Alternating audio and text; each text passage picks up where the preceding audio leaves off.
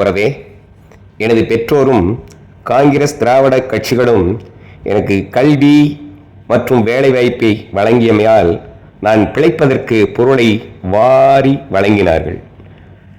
வாழ்வதற்கு பொருள் வேண்டும், ஆனால் வாழ்வதிலும் பொருள் வேண்டும் என எனக்கு கற்பித்த எனது இலக்கிய ஆசான் முகில் பரமானந்தம் அவர்களின் 7வது நினைவேந்தல் நிகழ்வில் வேலூர் மாவட்டம் பொய்கை ஜெய்பீம் இரவு பள்ளி கூட்டமைப்பில் நடந்தது.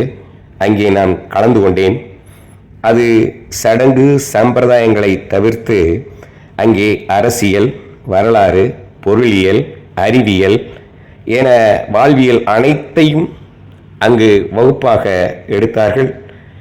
மாணவர்களுக்கு சிறுவயது முதலே இதனை கற்று தந்தார்கள். அதிலே நான் கலந்து கொண்டதில் பெருமகிழ்ச்சி. அதை எனது இலக்கிய ஆசான் அவரை பற்றின கவிதையை நான் அங்கே வாசித்தேன்.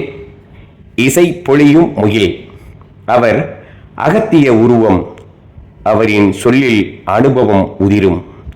முத்தமிழ் வடிவம், நாட்டுப்புற கலைகளின் படிமம், மேடை வசியம், கேட்போரை மயக்கும் அதிசயம், இலக்கிய வாசகரை ஈர்த்திடும் காந்தம், செந்தமிழ் பூங்கா, சொற்களின் பூக்களை சொற்றொடர் மாலையாய் தொடுத்திடும் சித்தர், சொற்களின் பூக்களை சொற்றொடர் மாலையாய் தொடுத்திடும் சித்தர், பாத்திரம் அறிந்து தமிழை படைக்கும் சூத்திரம் கற்றவர், நடமாடும் நூலகம், நாவில் தமிழ் நர்த்தனம் ஆடிடும், மறையும் கலைகளை மீட்டுயிர் தந்து பாமரர் மொழியில் பேசிடும் பாவலர், படைப்பாற்றலில் தம்மை அர்ப்பணித்திட்ட அதிசய மனிதர், இலக்கிய பயிர் வளர்க்கும் நாற்றங்கால், இசையருவி விறக்கும் ஊற்றுக்கண், அம்பேத்கர் பெரியாரை அணைந்து கொண்ட காதலர், பொது உடைமை தத்துவத்தை போதிக்கும் போதகர்,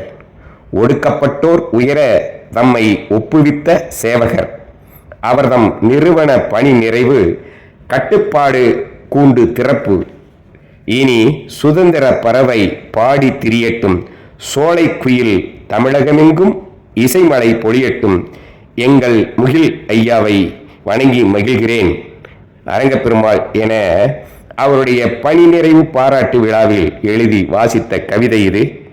இன்று அவரின் 7வது நினைவேந்தல் நிகழ்ச்சியில் வாசிப்பதற்கான வாய்ப்பு கிட்டியது.